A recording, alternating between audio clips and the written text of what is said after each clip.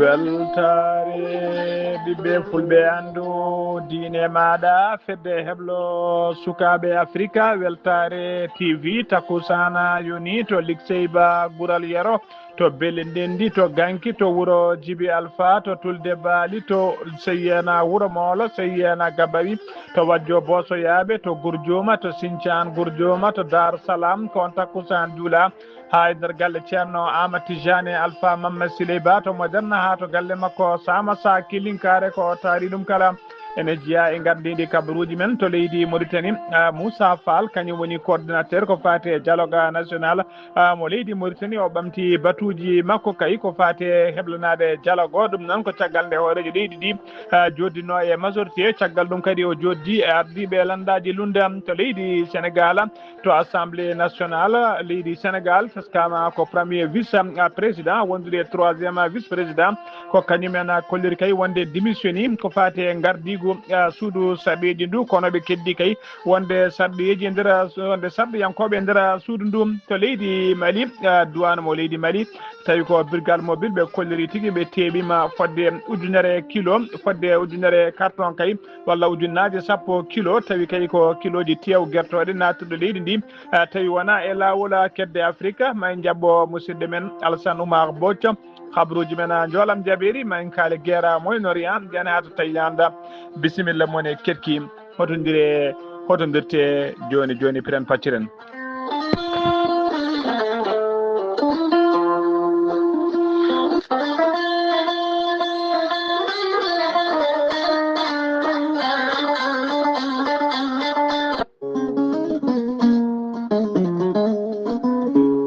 aadi bil aadi salade aadi ɓuuri firtude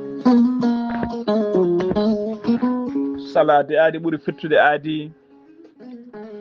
ceerno Djiby Sy wi ko firtata aadi mo addude e jande weltare ɓiɓɓe fulɓe andu diine maɗa weltare TV ceerno Djiby Sy ko wittiyanke leɗɗe ko safriyanke safruji fina tawa gandu bindi laaɓade leɗɗe jaadinde balawele danwal kala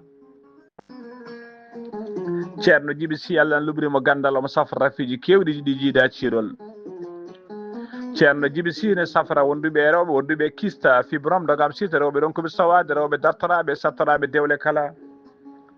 ceerno Djiby Sy ne yawrani ɓen wara ɓussoraɓe gorago yawɓe yitade koye men jippiɓe e leece kala e on fanno ceerno Djiby Sy ne jogui leɗɗe wiyete ko muuɗa hirda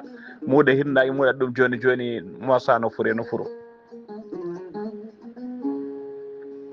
ceerno Djiby Sy ko bawɗo listihara ko indema inde nene makko indema inde nene ma kal dokkatamo o haala ko woni e nder ɓerde ma ha mbiya yoni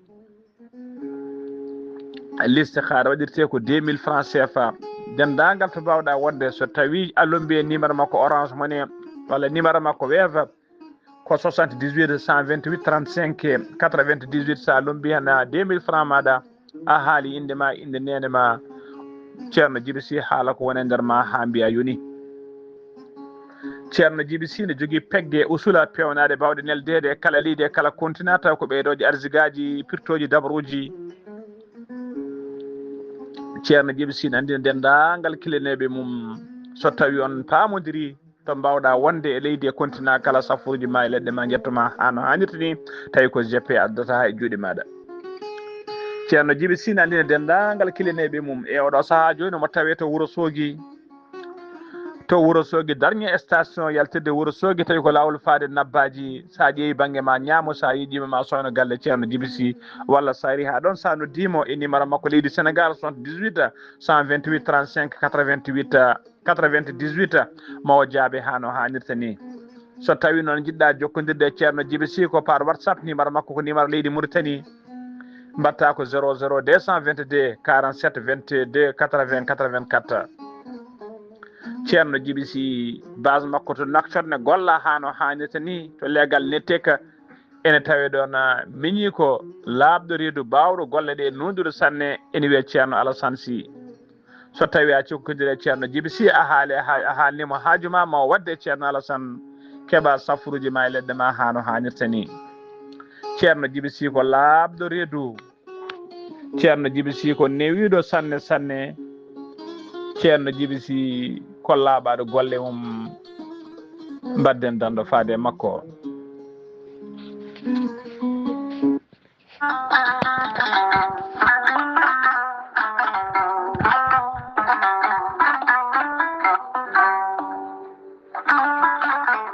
an jambitowo oɗo henna ñaw jaaɗo ɓandu koyɗe musoje koppi musoji mo ƴiƴam dogata e ɗaɗi mum AVC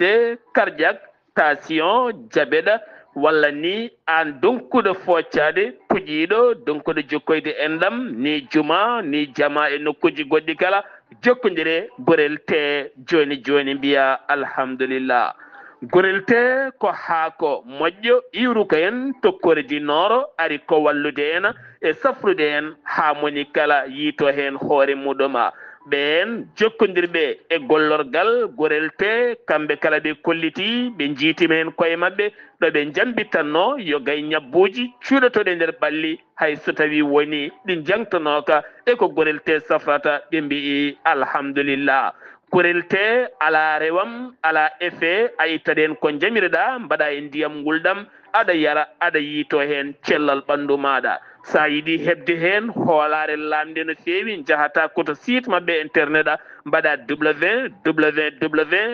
www.gorelte.com janggana hoore maɗa joni kala ko gorel te safrata kala sa yiiɗi jokkodirde e tonggode gorel te so tawi gonɗa koto Pikine jokkodirta koye biteɗo Samba Touré mbatta ko 77 814 95 15 walla so tawi koto marché aslem gonɗa jokkodirta koye Oumar Gueye 77 640 37 88 so tawi noon gonɗa koto Guijilon walla Agnam jokkodirta koye Mame Diayel Sy mbatta ko 77 979 76 38 so tawi gonɗa koto Kanel e ko taari ɗum kala jokkodirta koye Aissata Abdoulaye Dioba mbatta ko 77 169 31 65 so tawi gonɗa koto Ranérou Ferlo e ko taari ɗum kala jokkodirta koye ceerno Abou Diallo mbatta ko 77 544 00 34 so tawi noon gonɗa koto leydi France jokkodirta koye Harouna Gayda 06 50 99 64 43 musidɓe tedduɓe gorel te ari e men addani men tan ko jamma kettode kaburuji mon e demgal pulaar Afrique, Asie, Europe, Amérique, Moyen-Orient, Océanie.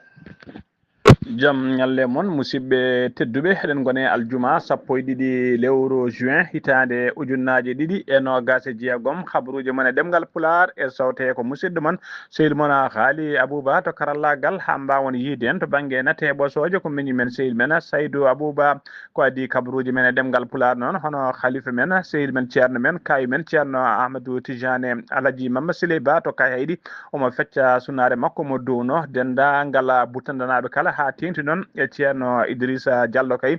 caggal jaltugol aduna cuddiɗo makko kay jaltunoɗo aduna toon to leydi France omo wiya tan de Allah yurmotomo yaafomo harnamal janna kanko e dendagal mayɓe julɓe kala allahumma amina ko leydi Mauritanie pudarɗen hono Moussa Fall kañum woni coordinateur dialogue national o ɓamti tigui sawru makko kay wadde batuji joddade batuji kay e yimɓe dawrugol tawi ko guila ardiɓe landaji lunda kay ha ardiɓe majorité kala tawi kadi ko beele kay wawde jokkude oɗo dialogue kay tawi ko dialogue hakkude dialogue kay national e nder leydi he luural noon e oɗo saaha joni noon luural ɓurgal mawnude kay luural mawgal kay hakkude kay pouvoir e opposition ko toɓɓere wotere tawi kadi koye nder oɗo dialogue ko toɓɓere wotere kay woni luural hakkude mabɓe on nden toɓɓere noon koko fati mandat lundiyankoɓe ɓe noon ɓe kollirti woni opposition ɓe mbi tigui ko toɓɓere mandat kay ko fati limitation de mandat walla walla kay wiide no ƴamtoya troisiéme mandat ɗum kay foti ko ittede ha laaɓa kay ɗum fotani tigui tawede foti ko ittede ha laaɓa kay e feyde route kay saabu kay ɓe kolliri ko fati kay on fati kay ɗum ɗon mandaji ɗiɗi kala ko ɗum woni ko ɗon to ɓe kala hoorejo leydi kay ko mandaji ɗiɗi tan totta so mandaji mum ɗiɗi timmi yahat lawol muɗum ko ɗum kay ko toɓɓere nde fotani ruttitede ko oɗo nde toɓɓere ɗon e oɗo saaha joni tawi kadi yimɓe laamu ngu kañumen yidde mumen kay ko beele tigui to ko fate limitation de mandat ene wawa yewtede e nden dialogue he kamɓe lundiyankoɓe noon bi ko loppeta ko ɗum noon e oɗo saaha joni kay woni caɗele mawɗe kay hakkude mabɓe hoorejo leydi ndi noon siftinde noon hoorejo leydi ndi noon o joddinoma e dendagal ɓen ardiɓe landaji majorité caggal ɗum kadi o joddima e ardiɓe landaji lunda woni opposition kimɓe opposition noon ɓe ñaguinoma hoorejo leydi ndi kay nde wawa tigui haaldude e majorité en ɓe nde ɓe ɗaccata nde ɓittata toɓɓere ko fati toɓɓere manda nde kay nde ɓittata ɗum e tigui feyderude dialogue hoorejo leydi ndi noon hollirima wonde kay e oɗo saaha joni haydara ala ko wawi namdade wona to banggue opposition to wona to banggue majorité kay wiide yooɓe ittu toɓɓe ala toɓɓe kalaɗe ɗe kay feyderude foof joƴƴinde kay ɓe mbawa yewtidde hen ha to wawi famodirede kala e oɗo saaha joni noon ko ɗum tigui woni caɗele ɓurɗe mawnude kay to banggue kaldigal ɗum noon e oɗo saaha joni noon hono on biteɗo Moussa Fall ene wayno kay o ummitini ko fati e tigui ko fati kay e oɗo saaha joni ummanade batuji kay hakkude ɓen ardiɓe ɓe dawrugol wawde kay toppitade no dialogue o wawiri gasirde ha no hannirta ni ha joni habaruji men demgal Pulaar to leydi Mauritanie ha joni keddoɗen to leydi Mauritanie jagorgal leydi ndi kalfinaɗo ko fate taridi woni ministre de l'environnement woni biteɗo Massouda Baham o joddima e délégation tawi ko délégation parlementaire chinoise uji kay chinois ji e gardugol biteɗo Li Kiwey ko cukko noon on woni cukko hoorejo comité consultatif politique de la région autonome mo Ningxia e nder leydi Chine yewtere noon yewtere hakkude mabɓe noon ɓe jewti ko heewi kay ko fati peeje coopération bilatéral tawi koye fannuji woni domaine énergie tawi ko énergie propre ɓe jewtidi noon ɓe jewtidi ko heewi noon ko fati énergie renouvelable ha tengti noon énergie solaire e haɓade kay ko fati yoro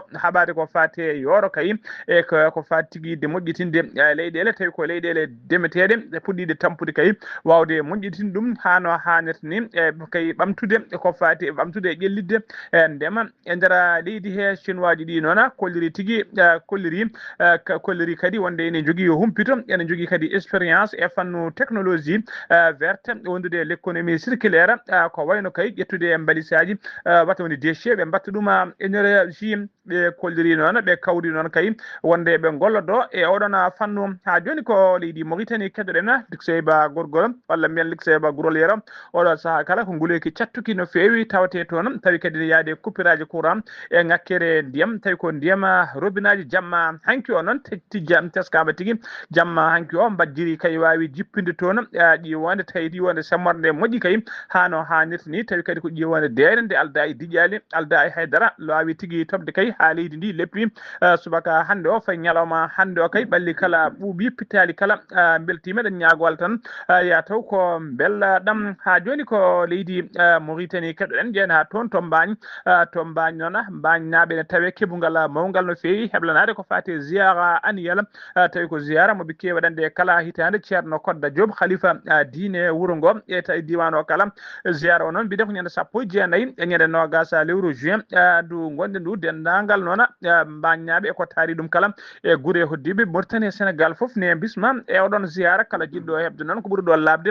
jokkodirta koye ceerno Mouhamadou mo ceerno Kodda numéro mum mbatta ko 46 88 73 34 ha joni habaruji men demgal Pulaar to leydi Mauritanie ha joni keddoɗen ma en jaa ha toon to région de Guédimaga homo tawate toon ko musidɗo men Zacharia Samba Dia assalamu aleykum wa rahmatullah.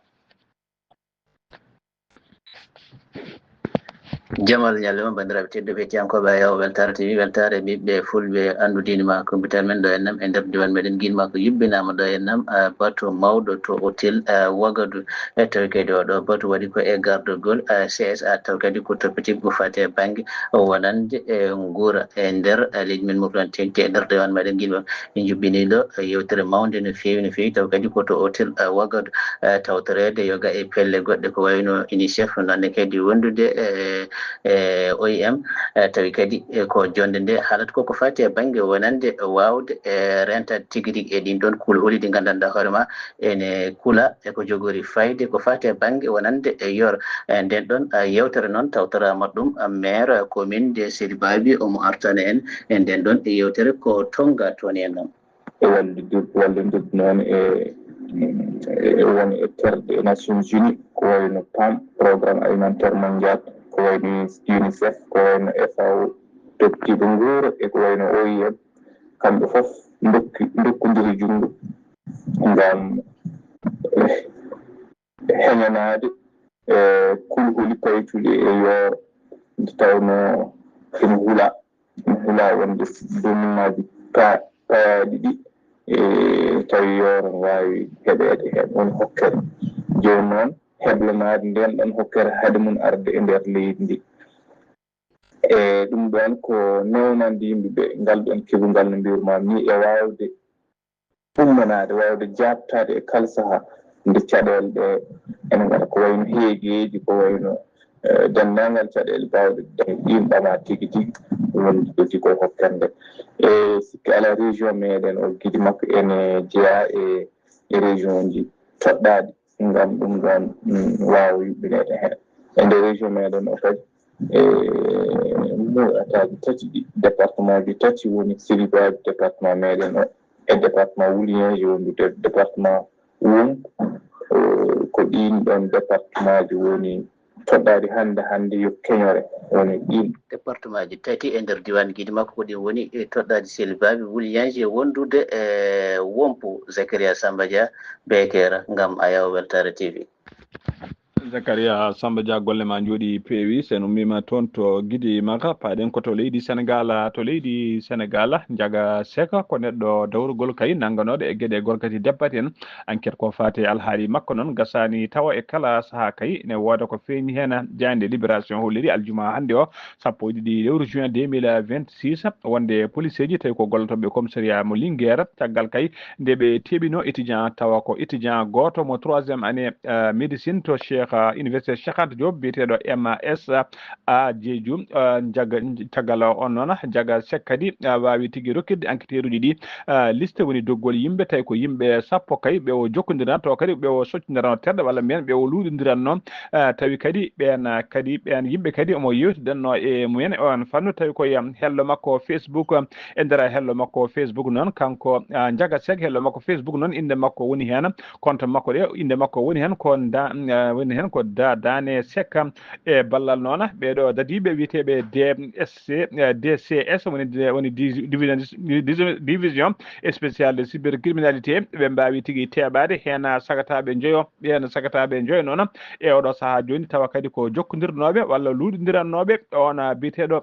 jaga seka kamɓe noon ɓe mbaɗama e oto kay eɓene paana toon to Dakar en ɗamina kadi jaga seka ma ubbite toon to kaso to soka to wawa addude kay huccodira e mabɓe ɓeɗo jeeya nanggaɓe mbadda ko wiyete confrontation tawi ko directe ha joni ko leydi Sénégal keddoɗen alkamisa hanki 1 lewru juin 2026 Bassirou Diomaye Faye hoorejo leydi Sénégal o siifi décret on décret on galle lamoro ko siifi décret tawi décret o noon ko nomination hollirde kay wonde biteɗo Alain Diouf oɗo Alain Diouf noon ono mama ministre auprès du président de la République chargé du suivi et de l'évolution de l'agenda national de transformation Sénégal 2050 wonno e on poste noon ko biteɗo Al Amina Lo noon ko kañuma noma kay e oɗo saaha joni kañum waɗa hoorejo jaagoɗe leydi ndi tawa kadi ko kanko lomti Ousmane Sonko ha joni habaruji men ɗemgal Pulaar communiqué o noon si ko sominki communiqué o noon hollirama wonde siifi communiqué o ko biteɗo Oumar Samba Ba ko ministre secrétaire général de la présidence de la République ko leydi Sénégal ha joni keɗoɗen Mamadou Mactar Cissé ko jagorgal leydi Sénégal kalfinade ko fate gueɗe nder leydi e jaccingol laamu e ko fate sécurité publique o waɗi tigui jillu makko alkamisa hanki o e nder yoga e commissariat ji de police national taweteɗi e nder Dakar nawimo toon noon ko humpitade kay condition ngaji noɓe gollotto kamɓe agent ji ɗi gollotoɓe nder ɗiɗon commissariat ji kala ƴewde kay noɓe gollotto e ƴewde caɗele mabɓe e saggaji mabɓe kay o holliri noon wonde o weltimaɓe feewi e darde mabɓe kay jamma e ñalawma kala darde police ji ɗi ha tengti agent ji ɗi jamma ñalawma kala nan daari gam rende leydi ndi tawi ko rende ɓesgu tawateɓe nder leydi he e ngaaluji mon kala o holliri noon yidde makko kay oɗo saaha joni ko ɓeydude hattani e ɓeydude garɗitinde police o ha police o wona police moderne tawi ko jaaduɗo e jamanu ha joni ko leydi Sénégal keɗoɗen aljuma hande 12 lewru juin hitande ujunnaje 2026 Dakar heeɓi tigui baadi mum toɓo baadi mum toɓo kay tawi ko gadane kolliroje kay wonde ndungu e oɗo saaha joni fuɗɗima nadde toon to Dakar toɓo ngo noon tooɓi ko sanga 9h hay sinno kay wonano tigui ƴiwande hewde ndiyam taskama kam leydi ndi leppi alkamisa hanki o noon ko Ziguinchor kañumne hemno tigui kañum hemno Ziguinchor hemno gatamare muɗum kañumne ko alkamisa hanki o guila ndungu ngu noon fani kay faade oɗo saaha joni laamu ngu nana daari lan kay yidde ɓeydude kay ko fate darde mumen kay haɓade ko heblanade ko fate haɓade yo layru ene teska noon kala ndungu kay wuuro Dakar ngo ene teskane heewi yolade e kala saaha ko ɗum saabi noon ɗeɗo balle kala hono Cheikh Tidiane Dieye kay nana ɓeydi jilluji mum kay to santieji de drainage toon to Kermassar ha to Thiaroye sur Mer kara lonas kadi dubli ko fate hattani mum ko fate hattani pompage yidde mabɓe noon tawa kala ndiyam bawɗam arde kay ene wawa pompede tigui wawa tigui wasa wuuro ngo wasa yolade ko ɗum woni yidde mabɓe fandare mabɓe ha joni ko leydi Sénégal keɗoɗen jeyana toon to Touba to ko hewno yiyede kay e filmeji taw ko filmeji action ko ɗum tigui woni ko yiya to leegal bitegal Darou Marwan ngal Touba ko sagata gorko goto noon joguitiɗo labɓe mum ɗiɗi kañum tigui ngabbi dow huɓere mum woni dow huɓere men o ngabbito noon o fayi kay o ngayli dow huɓere o fayi dow caggal nde o duppi galle hunde galle mabɓe tawi ko maison familiale galle dendaɗo o duppi hen feccere galle he kay caggal ɗum noon o ngabbi dow huɓere to omo haadi yimɓe yettade mo jogui labɓe makko ɗiɗi e kaaƴe ha heewi mo sawi kaaƴe ha heewi nden police tini noon police ji kewɗi mbawino arde hen kay yidde nanggudemo kono kala jettipandiɗomo kay ko kaaƴe o sokkata e muɗum e nder ɗiɗon garmi gara noon tawi kadi omo joguiti labɓe ɗiɗi ene o weddirto kaaƴe ni teskama o heeli hen hoore policier goto fiɗum hen haare kay ha libri nawa tigui to hôpital Cheikh Khadim mo Touba caggal nde nawa toon kay ko toon tigui wawi hebde safruji mum kanko foof noon e joguitade e weddade kaaƴe haɗani cuusal policier ɗi ɓe mbawi ngaylade kay haaɓe jettimo ɓe mbawi nanggudemo oɗo saaha joni no holliri kay wonde addinimo wadde ɗeɗo gueɗe kay ko caggal habde mo e mawni ko tawi ko mawni ko gurnoto leydi Côte d'Ivoire o holliri guila mawni ko arti guila 2020 faade oɗo saaha joni jaam ala hakkude mabɓe e kala saaha ko haareji woni hakkude mabɓe ko ɗum saabi kay ha waɗi ɗeɗo gueɗe e oɗo saaha joni noon mo tawe e juuɗe dadiɓe habruji men ɗemgal Pulaar to leydi Sénégal ha joni caggal nde biteɗo Cheikh Thioro Mbacké démissionno kay e wonde 3e vice président suudu sardeji do leydi Sénégal joni kadi ko député Ismaïla Diallo gonnoɗo premier vice président assemblée nationale ko kañum holliri kañumne démissionni e wonde premier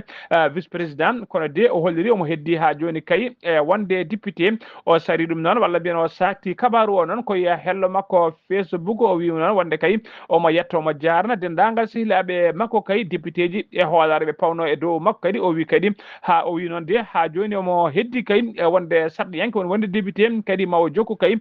wonde kay guite e wonde ɗemgal dendagal population kala omo duwano kadi Ousmane Sonko hoorejo suudu ndu nde Allah rokkata ɗum kay hattani wawde yettinde dongal pawangal dow hoore mum ko waɗede kay hoorejo suudu ndu kanko Cheikh Thioro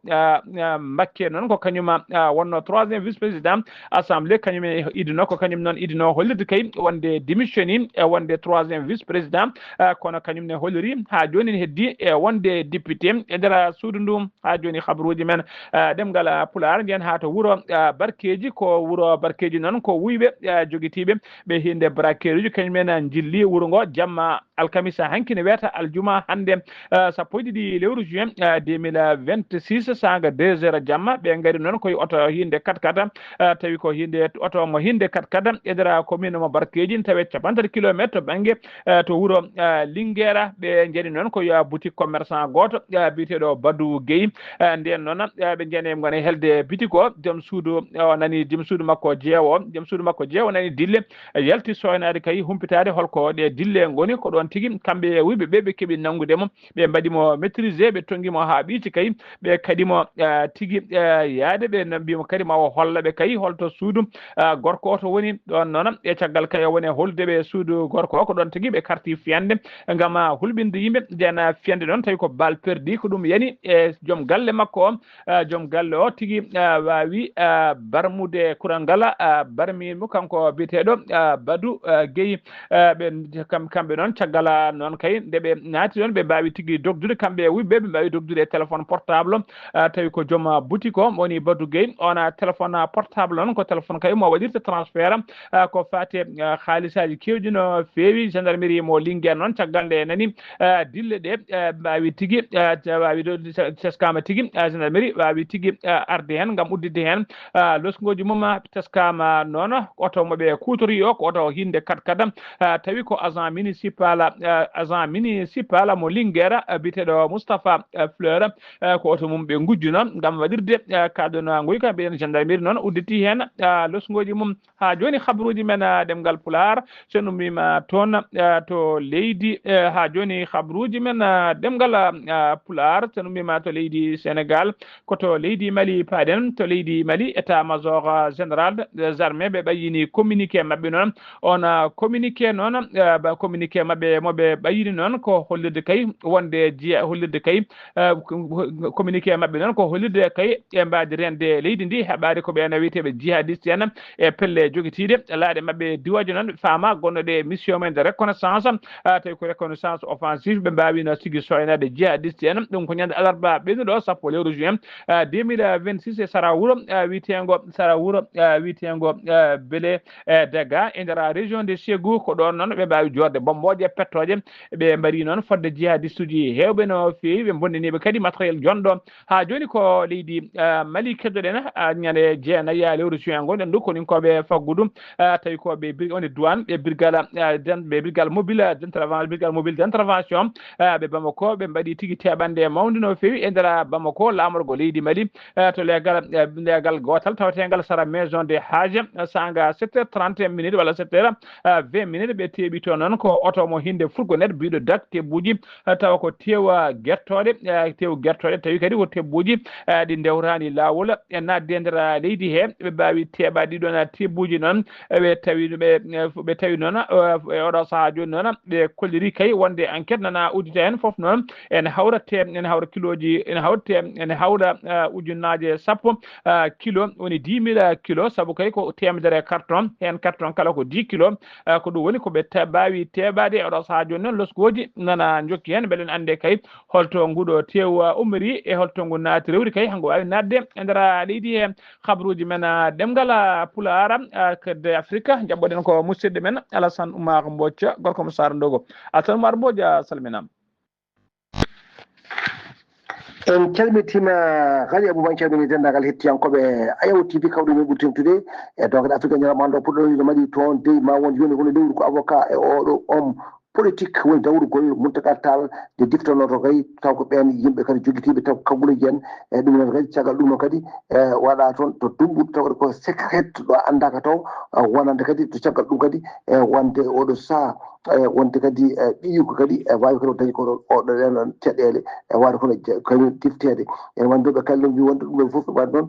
koɓe mbi wonde kono kunyankoɓe e ɓen kadi tawde ko personnalité religieuse ɗi fof e ɗum de en daari hen darde mumen taw ko gam kay wawde ɗum e bayinago waɗago jande sappo lewru korso ko ñaɗiɗon gase e jeegomo avocat ji Mountaga Tall mbi wonde koye galle makko de jogui hen wonde gueɗe no fewi e wonde kadi ko fati kon justice o waɗani wonde gueɗe taw procédure uji ha waɗi ko fatti wadde ko nde tawno wonde bayindira eɗen statut taw union africaine wonande kadi des nations unies ɗum fof ene toɗɗa hen yo mbaɗi hen darde mumen taw ko langde no fewi ɗo ko kay ko caɗele won to Côte d'Ivoire ene wonde ko fati kono taw kadi ko fati kadi e district autonome Abidjan way wadde wonɗen siriji taw ko helde wonɗen kadi tawde ko quartier ji taw précaire wayɗo no fewi wonande kadi ɗiɗo balɗe battinide sabuɗi ɗum noon ko wonande ɓe mbi wonde taw ene ɗamina wonande kadi waɗi noon scandale ko fati kadi e ɗiɗon ɓeɗon kadi yimɓe taw ko gueɗe kewɗe no fewi ha tendiri hectare uji fati kono tawat ko quartier o e campement ji e nder commune de Kousa Massi ene wonde ko ɗum ɗo de mbawi kadi ko momtede e nder ordre oɗo jamiraɗo tawata ko Jacques Brou cellele noon en jokki wonta procureur de la république e wayno ko neɗɗo mo ganduɗa hoorema hay goto ala mo tofandi ɗon ene wayno waɗa tan ko gueɗe makko ɗe ganduɗa hoorema ɗum enquête noon ene huccitira e mabɓe no fewi gam ƴewde wonde golle ɗo ko RDC Congo wonande kadi